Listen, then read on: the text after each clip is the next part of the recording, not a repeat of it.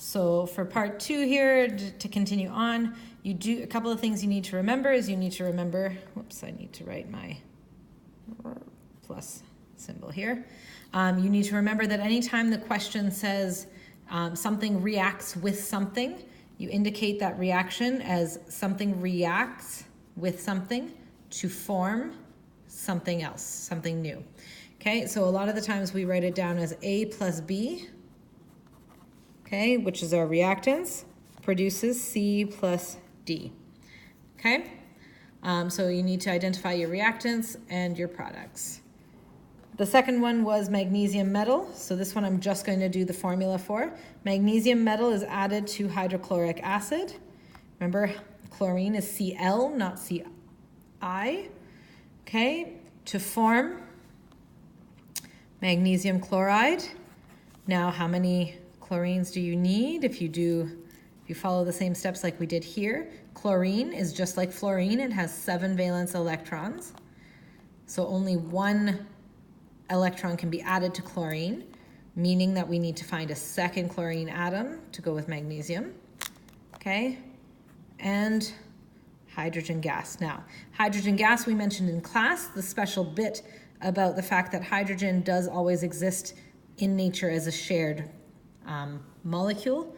So it will always be H2. However, if you just wrote H, that's fine for now. Okay?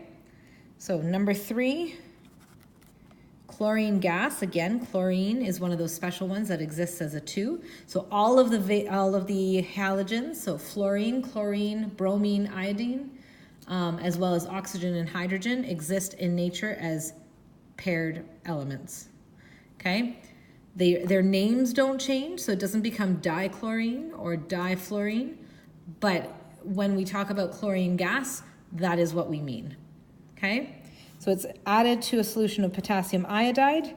Potassium has 1 valence electron to give. Iodine has 7 and needs 1, so they match up perfectly to form potassium chloride and iodine.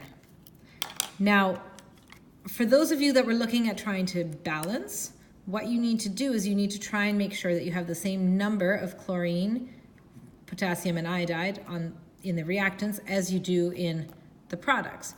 So if you're wanting to balance, what you need to do is you need to basically write down your elements, write down how many atoms you have of them on the reactants and the product side.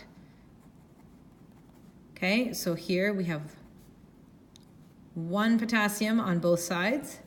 We have 2 chlorines on the reactants, but only 1 on the products.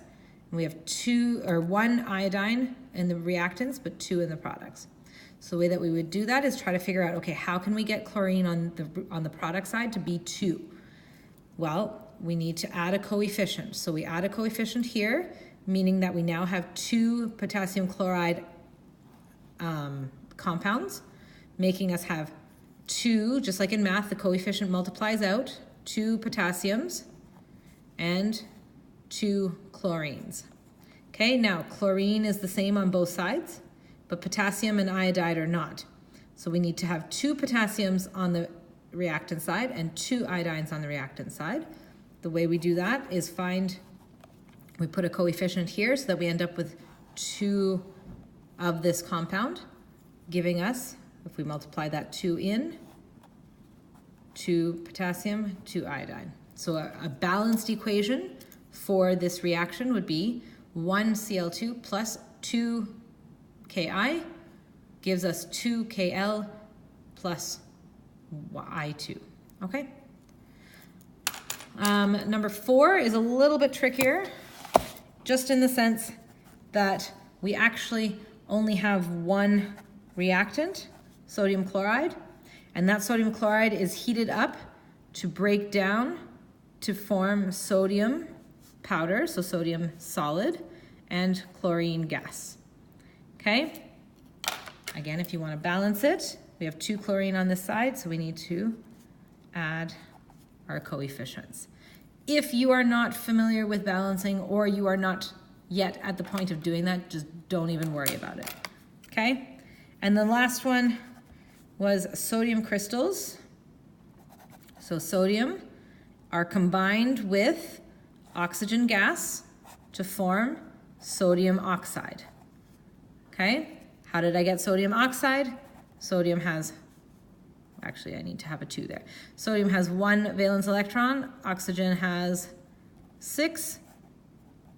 So that electron gets transferred there. Sodium is happy, oxygen still needs 1 more. We find a second sodium. Okay, so that is it.